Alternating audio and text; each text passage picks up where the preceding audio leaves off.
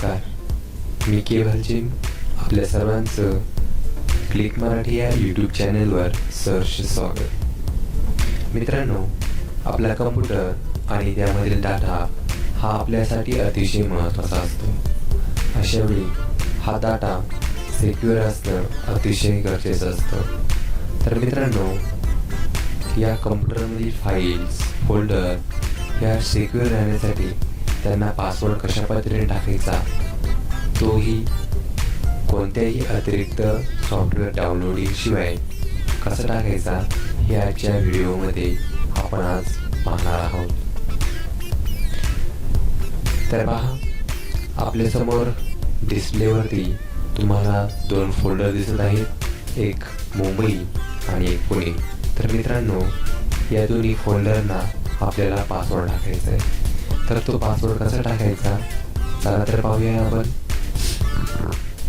सर्वप्रथम मी आपल्यासमोर एक नोटपॅड फाईल ओपन करतोय.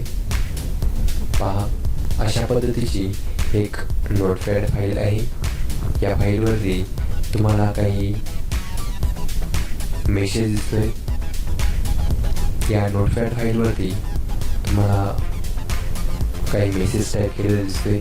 तर मित्रांनो, या मेसेजमध्ये युअर पासवर्ड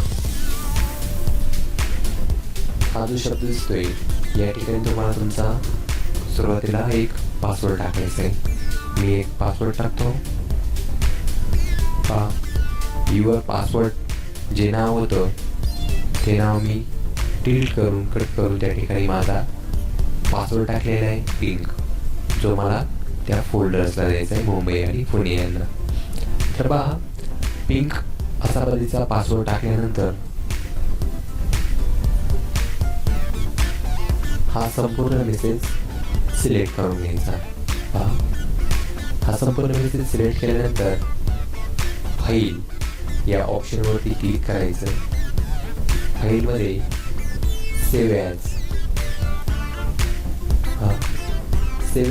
या ऑप्शनवर क्लिक केल्यानंतर आपल्यासमोर अशा प्रकारची एक नवीन विंडो ओपन होईल. त्यामध्ये आपल्याला ज्या फाईलला पासवर्ड द्यायचा आहे तिचं डेस्टिनेशन, तो पाथ येथून सिलेक्ट करायचा आहे. तर पहा, मला मुंबई आणि पुणे या दोन फोल्डरना पासवर्ड द्यायचा आहे आणि ते दोन्ही फोल्डर या ठिकाणी ओपन झालेले आहे. त्यामुळे मला अतिरिक्त कोणताही डेस्कटॉपमध्ये जा किंवा इतर मोठे जा अशा प्रकारचे फोल्डर सिलेक्ट करावे लागणार नाही. तर बघा, त्यानंतर मी या फाईलला एक नाव देतो. त्याला मी नाव देतो डेमो. पहा, डेमो नाव दिल्यानंतर त्यापुढील जी गोष्ट आहे ती अतिशय महत्त्वाची. डेमो नावानंतर डॉट द्यायचा आणि त्यानंतर BAT हे एक्सटेन्शन जोडायचं. पहा, आपण जे नाव दिले त्यानंतर .BAT अशा प्रकारचं एक्सटेन्शन जोडायचं, तरच आपल्या फाईलला पासवर्ड हा कार्यान्वित होऊ शकतो. तर पहा, मी फाईलला नाव टाकलेले demo.bat. त्यानंतर सेव्ह या ऑप्शनवरती क्लिक करायचं. सेव्ह ऑप्शनवरती क्लिक केल्यानंतर आपल्यासमोर आता मी ते दोन्ही ऑप्शन उघडतो, ज्या ठिकाणी मुंबई आणि पुणे हे फोल्डर होते. पहा, यामध्ये तुम्हाला बदल दिसतोय. त्याच्यामध्ये एक तिसरा ऑप्शन ॲड झालेला आहे, डेमो नावचा. जी फाईल मी आता डेमो नावाने सेव्ह केलेली होती ती फाईल या ठिकाणी आली. पहा, तर आता या फाईलवरती डबल क्लिक करायचं. डबल क्लिक केल्यानंतर या ज्या काही 3 फाईल होत्या यामध्ये अजून एका फोल्डरची भर पडलेली आहे. पहा, या ठिकाणी जो हा फोल्डर दिसतोय, लॉकर नावाचा हा फोल्डर ॲटोमॅटिक तयार झालेला आहे.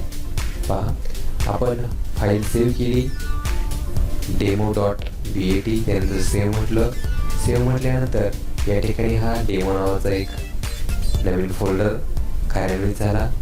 त्यानंतर या डेमो नावाच्या फोल्डरवरती मी डबल क्लिक केलं. डबल क्लिक केल्यानंतर त्यातून एक आणखी एक फोल्डर तयार झाला. पहा, आता हे आपल्याला लॉकर नावाच्या फोल्डरमध्ये मुंबई आणि पुणे हे दोन्ही फोल्डर मूव्ह करायचे. सर्वप्रथम मी पुणे आणि मुंबई हे जे दोन फोल्डर आहेत ते दोन्ही फोल्डर सिलेक्ट करून तिथून कट करतो आणि लॉकर नावाच्या फोल्डरमध्ये पेस्ट करतो. पहा,